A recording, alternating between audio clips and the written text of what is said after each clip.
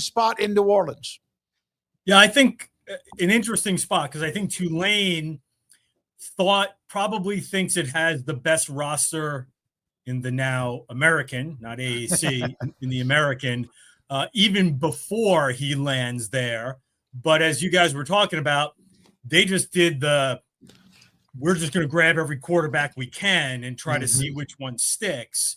That's no offense to like the freshman from Ball State, but they were definitely looking a little bit like, I wonder how things are going to work out at that position. Brought Brendan Sullivan in, who was at Northwestern and Iowa. Probably pretty good legs, but I don't know how much of a passer. But again, like they were continuing to add. Retzlaff is, I think, far more talented than what they've had. Now, there's obviously going to be some question about, hey, can you get that kid up to speed? Walking into your system in July. It might take a little while, but I think the talent is worth it there, especially if you think, and you've done the work behind the scenes to say like, okay, he's worth taking any kind of a risk on in terms of his personality and who he is and the baggage that he left behind at BYU. Ralph, do you envision Tulane? Him being, because it is a really good coaching staff with John Summerall, him being able to come in this late in the game and hit the ground running? So I don't think so. And I'm not sure that is the exact plan. I don't have their schedule in front of me. I believe they start off with almost all their non-conference games, and they've got some tricky ones. I think Ole Miss might be on there. I think Duke and their former quarterback might be on there. Mm-hmm. But if you think about it, like, can he start week one? Maybe you throw him in and have him start week one, but maybe what your thought is more the first month could be a little dicey, whether we use him or not. Like, even if we use him, well, then maybe he's not completely up to speed and ready to roll. And if we don't use him, or we sort of implement him a little more slowly, then we're not playing our best guy. But our goal is to win the conference. So if we can get through the first 3-4 games and then have him ready to really be up to speed when the conference games start, then we can be okay with that. Now that becomes a little tricky in terms of making the playoff. You don't have a chance for some of those big. You're not bringing your best in those non-conference games, but you got to win your conference to get to that playoff spot anyway. So yeah, I think maybe if you prioritize winning the conference, he could be part of that. Yeah, and you were right. They play Duke at home week 3 and then at Ole Miss in week 4. So you nailed that part of it. The Memphis story that came out of kind of nowhere today about their massive offer, influx of money to the Big 12 from anywhere from $200 and $250 million, according to reports. And the breakdown of like sponsorships and how all that would work is, still sort of fuzzy, Ralph. But basically, they're trying to get into the Big 12 as much as they humanly possibly could, and the Big 12 has told them no. What do you think about the headline and the meaning for Memphis, and why the Big 12 said, hey, in a world where everybody's just grabbing money left and right, we don't want the money that you were offering? So, yeah, a couple of things. And, yes, this kind of came out of nowhere, though. I know reporters say this a lot. It's not something that we hadn't been hearing about.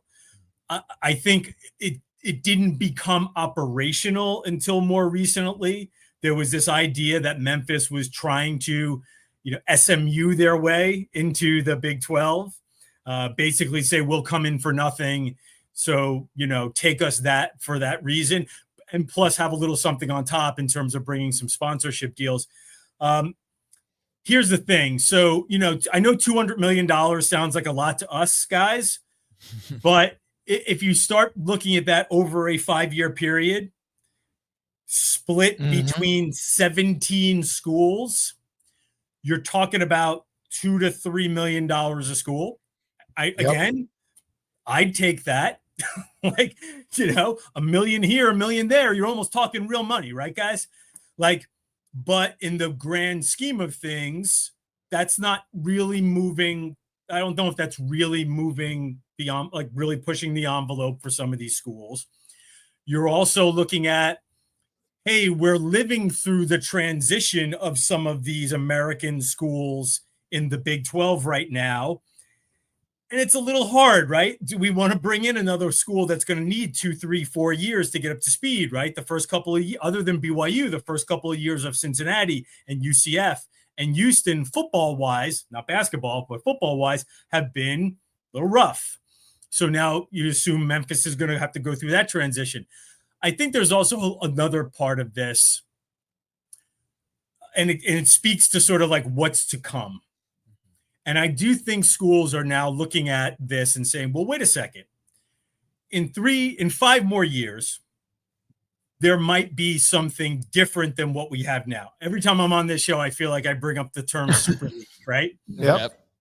Why would we, the Big 12, want to, like not the Big 12 conference, but the schools within the Big 12, want to elevate another school that could now be our competition for being part of whatever the next thing is? Like, what does the Big 12 get from elevating Memphis other than a few bucks? There's also a lot of other things going on that they probably have priorities on, right? House implementation. So I think there's a lot of reasons why all of a sudden, like, no offense to Memphis, but they just looked like, I think the Big 12 looked at Memphis and thought, like, we're not getting enough here to, like, really, just like you're benefiting from this relationship, I'm not sure we're benefiting from this relationship. One of the things that I was told as well, Ralph, that I mentioned earlier in the show, is that when they added Houston, BYU, UCF, and Cincinnati, and BYU has done very well in football, is that Memphis was a part of that discussion, but they may not even have been the 5th team. That was, if any of those other 4 would have not fit what they needed or said no, which I can't imagine, then Memphis would not even have been like the alternate. And they've got some problems with the NCAA, and they've kind of got some messes on their hand. So Memphis does have a history of its greatest successes being followed by scandal. They have 3 Final Four appearances, and 2 of them have been vacated. Mm-hmm. Now, context matters there, and there's a lot of reasons why we can say, that was the old days. We shouldn't really worry about that. But nonetheless, it's part of the permanent record. Heard some similar stuff that, like you said, they vetted, and this is another reason why, like, this is a good point you don't put out. When after the OU Texas departure, they didn't just vet the 4 schools that they took. There was a larger vetting process. So there are folks within the Big 12 now who were part of that vetting process, and Memphis was part of that vetting process. There was about a half dozen more schools that sort of went through that vetting process. So they have a pretty good idea of what Memphis is all about. It's definitely a program that has, especially in football, it's really found its footing within the American over the last, 10, 11 years that it's been in there. Like, Memphis football is better than it's ever been before. Though, again, you do sort of have some trepidation about, like, what does that look like transitioning into a new conference where it's a lot tougher to be competitive. So, yeah, I think what you said is interesting, but I also think the key point of that is Memphis was something of a known quantity to the Big 12. And as you said, they passed on it then. So why do you go back? What's the selling point to now taking it? Ralph Russo, theathletic.com, with us on 365 Sports. Paul? Ralph, we are at an impasse when it comes to the 16-team playoff or the 12. Like, do you think that there's a shot that this stays at 12 for a little bit longer than this just year? Or do you think that we'll get to the 9-game, 8-game, like all these things worked out by December? So I do think there's a shot. I do think, again, something that we've talked about previously on the show, like with the playoff situation, like one conversation can change everything. So trying to like project ahead to say like, oh, I think there's momentum this way, and I think this is important, and I think we're trending this way. Like, we've done this now for about a year trending this way, moving this way, momentum that way. And it ping pongs around because then 2 people or 4 people have a conversation and all of a sudden the light bulb goes on and one person says, you know what, I'm okay, let's do something else. And it changes the whole tenor of that conversation. So that's what makes it super hard to predict. I do think 12, I thought what was notable coming out of the SEC media days is Greg's, like, we have been hearing 12 could be the number. And even Greg back in the SEC spring meetings sort of gave a nod to, like, but very sort of haphazardly said, yeah, anything's possible. So sure, 12 is possible. But the fact that Sankey came out and didn't just like, and really sort of assertively said that 12 is a place where listen, if we can't agree, we have a good thing, we could stay with what we got. To me, signaled that, oh, that's serious. Like that's not just speculation. That really could happen. And, it's frankly like, maybe that's a great thing. Maybe that's a good thing. Why are you messing with this thing anyway? I think there's a lot of people who kind of would think that, like, you know what, no expansion. If what happens out of this is no expansion, then that may be the best thing for college football, because not a lot of people outside of that room were clamoring for expansion. I will hesitate and say one other thing, though. Like, I do find the 12 thing to be people cutting off their noses to spite their face. And I do wonder if at a certain point, everybody looks around and says, like, yeah, but we'd be better off with 16. Like, if nothing else, 16 is better than 12 and it gets more of our teams in. So that's why I'm still hesitant to believe that they will just stick, because I kind of get the feeling that ultimately they want more of their teams in. And the way to do that is to go to 16. Ralph, ACC media days this week. There's other media days as well. And look, it's media days. I don't want to make it out to be more than it really is. But the ACC this time a year ago all talks about, like, are they going to stay together? Like, is this thing going to fall apart? And now it seems like they're in a different place because of, in part, the settlement. But Belichick and Syracuse's, rise and all sorts of other storylines. What intrigues you about the ACC, this week or this year? Yeah, listen, we're going to have like a lot of Belichick, right? The interesting part about the Belichick story arc, of course, like for a while, it became the Jordan Hudson story arc, which in some way was good because it was the only interesting thing going on about that, right? Like Bill is not, like, it's funny, like him being hired by UNC is incredibly interesting and drew a ton of attention and was a wow moment.